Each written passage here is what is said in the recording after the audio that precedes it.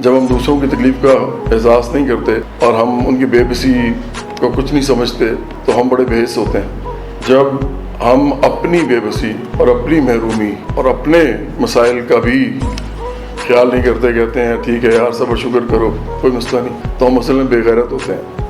और जब हम इससे भी आगे चल के उन लोगों की तरफ देखते हैं जो लोग हम में से नहीं होते, जो रूलिंग क्लास होती है, जो शराफी होती है, जो हुक्मरान तबका होता है, जो अमीर लोग होते हैं, असल मसला तो अमीर गरीब का ही है, अमीर के पास ये सब कुछ होता है जो मैंने अभी बोला।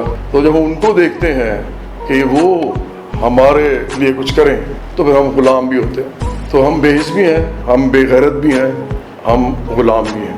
और ये सिर्फ इसलिए है क्योंकि हम उन सियासी पार्टियों से ये उम्मीद लगा रहे हैं जिन सियासी पार्टियों ने हमारे ही अंदर से स्क्वीज करके पैसा सारा एक्यूमुलेशन ऑफ वेल्थ की है। और accumulation of wealth in few hands ये पूरी दुनिया का मामला है, मेरा नहीं है, पाकिस्तान का नहीं है सिर्फ, ये पूरी दुनिया में हो रहा है। तो पूरी दुनिया में जब ये हो रहा है तो पाकिस्तान में तो ओलिगार्की का ही एक खास छोटी सी है। इस मुल्क में जो एलीट है, इस मुल्क में जो रूलिंग क्लास है, जिसको हम अशराफिया भी कहते हैं, हुक्मरान तबका, वो तो इन तमाम पार्टी से मौजूद है और ये अमीर पार्टी से सारी। और ये इलेक्शन करोड़ों का इलेक्शन होता है जो लड़ा जाता है। तो हमने ये समझ लिया है जो बराबरी पार्टी में है कि सिवाय इसके कि हम क्लास की क्वेश्चन के ऊपर तबकाती बुनियादों पर सियासत करें और इस मुल्क के अंदर सिर्फ आम लोगों की पार्टी बनाएं, जो कि नहीं है इस मुल्क में, सिर्फ आम लोग हों उसमें, क्योंकि ये भी तो खास लोग हैं ना।